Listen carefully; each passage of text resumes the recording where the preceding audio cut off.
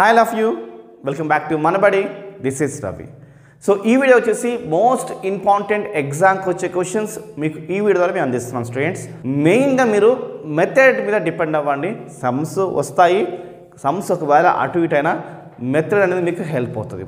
తక్కువ చదువుకుని ఎక్కువ మార్క్స్ రావాలనే ఉద్దేశంతో ఈ యొక్క ఛానల్ ఎంతో కష్టపడి ఈ యొక్క ప్రయత్నం చేస్తుంది. సో సపోర్ట్ చేయండి, మీరు లైక్స్ చేయండి, షేర్ చేయండి, సబ్స్క్రైబ్ చేసుకోండి. సో మీ ఫ్రెండ్స్ కూడా షేర్ చేయండి, వాళ్ళకి హెల్ప్ అవుతుంది. మిగతా సబ్జెక్ట్స్ కావాలంటే డిస్క్రిప్షన్ లింక్ ఇచ్చాను స్టూడెంట్స్, క్లిక్ చేసి చూడండి. వీడియోకి వెళ్దామా? మ్యాథ్స్ 2Bలో మనం వెరీ షార్ట్ ఆన్సర్స్ క్వశ్చన్స్ చూస్తున్నాం. సో దీంట్లో మీకు గతంలో వీడియోస్ మేము ఆల్రెడీ అప్లోడ్ చేసాము.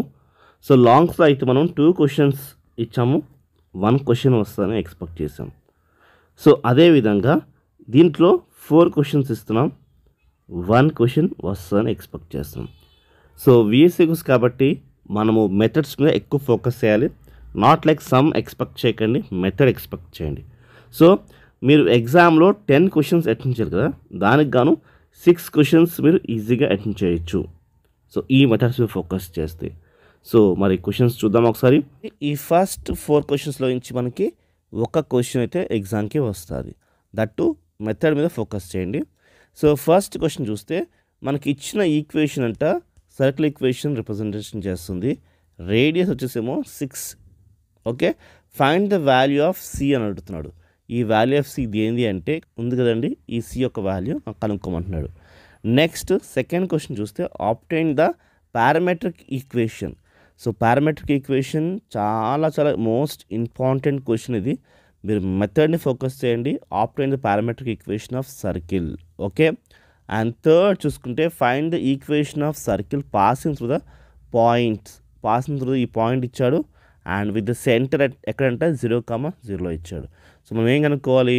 ఈక్వేషన్ కనుక్కోవాలి. So find the equation with ఈ పాయింట్తోని అండ్ సెంటర్ ఎక్కడ ఉంది, ఇది. ఈ రెండింటితో మనం ఈక్వేషన్ అయితే కనుక్కోవాలి. అది థర్డ్ క్వశ్చన్ మేము ఇచ్చాం. And find the equation of circle passing through the point ఇచ్చాడు అండ్ కాన్సెంట్రిక్ విత్ ఈక్వేషన్ అయితే ఇచ్చాడు. ఇందాకేమో పాయింట్ అండ్ సెంటర్, ఇప్పుడేమో point and concentric with equation ఇచ్చాడు స్టూడెంట్స్. ఓకే, మనం ఈ ఈక్వేషన్లో నుంచి మనం పాయింట్స్ తీసుకుంటే ఈజీగా మనకు సమ్ చేసుకోవచ్చు. ఓకే, నెక్స్ట్ చూడండి, ఈ 5th కాడి నుంచి అండ్ 8th వరకు ఒక సమ్ ఎక్స్పెక్ట్ చేయండి. ఏంటి, ఈ 5th కాడి నుంచి ఈ 8th వరకు ఒక సమ్ ఈజీగా మీరు ఎక్స్పెక్ట్ చేయొచ్చు. ఓకే, చూస్తే find the value of k అని ఇచ్చాడు. If the length of the tangent from point and equation ఇచ్చాడు ఈజ్ 1 అని చెప్తున్నాడు. సో మనం వాల్యూ ఆఫ్ కే కనుక్కోవాలి. ఇలా వాల్యూ ఆఫ్ కే అనేది ఇది 5th క్వశ్చన్ కూడా ఉంది అండ్ 6th క్వశ్చన్ కూడా ఉంది అండ్ 7th క్వశ్చన్ కూడా ఉంది. డిఫరెన్స్ ఏంటి అంటే మనకి పాయింట్ అండ్ ఈక్వేషన్ 1 వాల్యూ ఇచ్చాడు, పాయింట్ ఇక్కడ ఇచ్చాడు అండ్ ఈక్వేషన్ ఇచ్చాడు. అండ్ ఇక్కడ ఏమి ఇచ్చాడంటే మనకి √37 ఇచ్చాడు వాల్యూ. సో 6th క్వశ్చన్ అలా ఉంటే 7th క్వశ్చన్ చూసి find the value of k if the point, 2 points ఇచ్చారు, are conjugates with respect to the circle equation అన్నాడు. సో ఇలాగా అంటే find the value of k అని ఇచ్చి మనకి చాలా మాడ్యూల్స్లో ఉంటాయి క్వశ్చన్స్ అనేవి. మీరు ఏ క్వశ్చన్కి ఏ మెథడ్ మీరు అప్లై చేసుకోవాలనేది మైండ్లో పెట్టుకోండి. ఓకే, 8th క్వశ్చన్ చూసుకుంటే find the equation of circle who centre passing through the point ఇచ్చాడు. ఓకే, ఇది 8 క్వశ్చన్స్, మనం 2 క్వశ్చన్స్ ఎక్స్పెక్ట్ చేయొచ్చు. నెక్స్ట్ ఇక్కడ చూడండి, నెక్స్ట్ మనకి ఈ 4 క్వశ్చన్స్లో నుంచి కూడా మనం ఒక క్వశ్చన్ ఎక్స్పెక్ట్ చేయొచ్చు. Okay, if the find the K if the pair of circles, 2 circles ఉన్నాయి, అవి ఆర్తో అని చెప్పాడు, అదొక question. Find the equation of radical axis అని చెప్పేసి 2 ఈక్వేషన్స్ అయితే ఇచ్చాడు, అదొక question. And find the angle between, 2 circle equations ఇచ్చి వాటి యొక్క యాంగిల్ కనుక్కోమని చెప్పాడు. నెక్స్ట్ కింద కూడా అదే, కానీ ఇక్కడ ట్విస్ట్ ఏంటంటే if the angle between the circle equations ఇచ్చాడు ఈజ్ 45 ఇచ్చి ఇది కే కనుక్కోమని చెప్పాడు. యాంగిల్ వేసుకునే కానీ క్వశ్చన్ మారింది. ఓకే, మనం కే వాల్యూ కనుక్కోవాలి. ఆ కే వాల్యూ ఎక్కడ కనుక్కోవాలంటే చూడండి, ఈ ఈక్వేషన్లో కనుక్కోవాల్సింది కే వాల్యూ. ఓకేనా? సో ఇలాగ 12th వరకు ఒక క్వశ్చన్ మీరు ఈజీగా ఎక్స్పెక్ట్ చేయొచ్చు.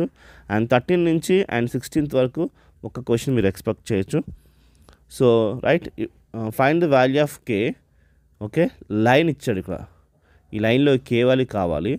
Tangent the parabola y² = 6x. Okay. So ఇక్కడ ఇలాంటి ఫార్మాట్స్ ఉంటాయి, వీలుంటే అవి కూడా చూడండి ఒకసారి. ఓకే.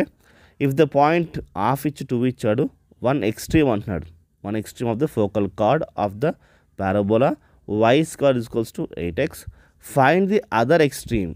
ఓకే, అంటే ఒక ఎక్స్ట్రీమ్ వాల్యూ ఇచ్చాడు, మనం అదర్ ఎక్స్ట్రీమ్ కనుక్కోవాలి.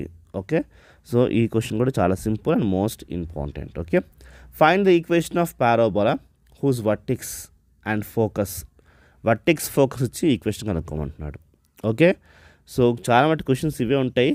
పర్టికులర్గా మెథడ్స్ గమనిస్తేనే మీరు ఇలాంటి సమ్స్ చేయగలుగుతారు, లేకపోతే అన్ని సమ్స్ ఒకేలాగా ఉంటే మీరు ఏ క్వశ్చన్ కూడా హ్యాండిల్ చేయలేరు. Please. Okay, find the equation of tangent and normal at the positive end of.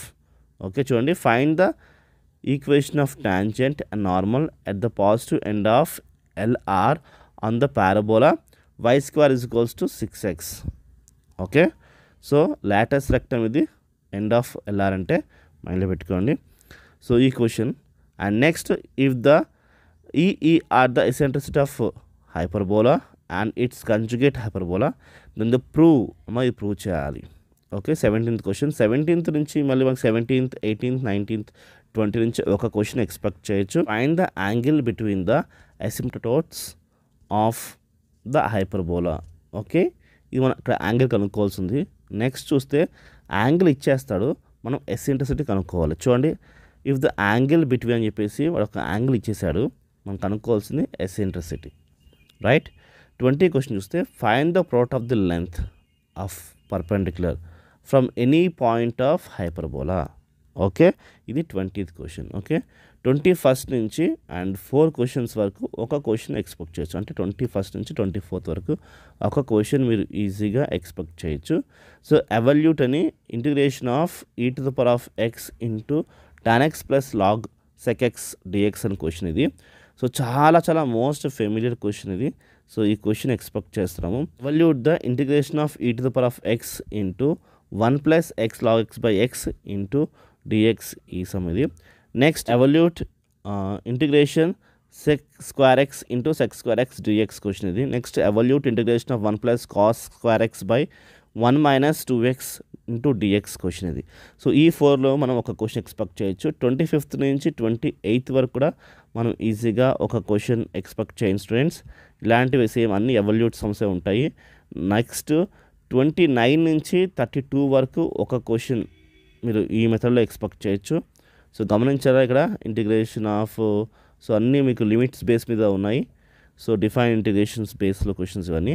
Next 33 నుంచి 36 వరకు కూడా మనం ఈజీగా 35 దాకా మీరు ఈజీగా ఎక్స్పెక్ట్ చేయొచ్చు. ఓకే, నెక్స్ట్ 36 మళ్ళీ వచ్చేసి మనకి డిఫరెన్షియల్ ఈక్వేషన్స్ 36, 37, 38, 39 కూడా డిఫరెన్షియల్ ఈక్వేషన్స్. సో ఇవి స్టూడెంట్స్. సో టోటల్గా ఈ 2Bలో మాత్రానికి 39 క్వశ్చన్స్ వచ్చినాయి. 2Aలో అండ్ ఫిజిక్స్ కెమిస్ట్రీలో 40 క్వశ్చన్స్ అయితే ఇచ్చాం స్టూడెంట్స్. సో మరి ఈ వీడియో మీకు ఎంతో హెల్ప్ అయింది అనుకుంటున్నాను. వీడియో లైక్ చేయండి, సబ్స్క్రైబ్ చేసుకోండి, ఈ వీడియో మీ ఫ్రెండ్స్కి షేర్ చేయండి.